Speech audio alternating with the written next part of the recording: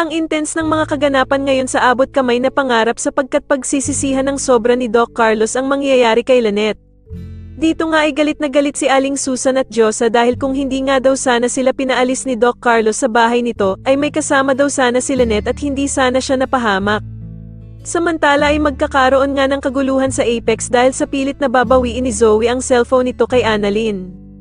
Pero magmamatigas naman si Annalyn at hindi niya nga ibibigay ang cellphone ni Zoe dahil sabistado na daw niya ito.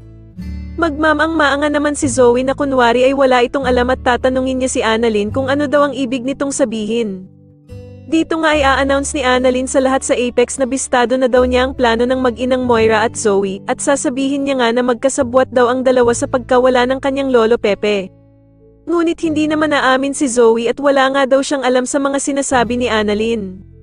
Samantala ay tatawagan naman ni Zoe ang kanyang ama na si Doc Carlos at magsusumbong ito tungkol sa ginagawang pang-iimbestiga ni Annalyn sa kanya. Dagdag pa nga niya na stress na nga daw siya sa pagdukot nila ng ina niyang si Moira kay Lolo Pepe tapos sinasabayan pa nga daw ito ni Annalyn.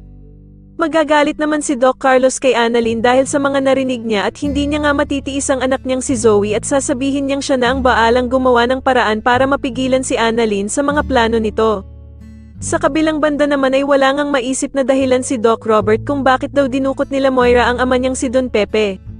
Pero sasabihin naman ni Giselle na gumag-antay lamang daw ang bruhang si Moira at ang anak nitong si Zoe sa kanila. Samantala ay tuluyan ngang sinaktan ni Dax si Lynette at dito nga ay magmamakaawa si Lynette sa kanya na sana daw ay palayain na siya nito. Sa tingin niyo makaligtas pa kaya si Lynette sa kamay ng mga tauhan ng bruhang si Moira. Mas lalo na nga talagang nagiging exciting ang mga susunod na kaganapan kaya naman ay mas lalo pa nating abangan ang mas lalong gumigandang abot kamay na pangarap. Maraming salamat po sa inyong panonood at sana po ay masubscribe niyo ako. Maraming salamat po.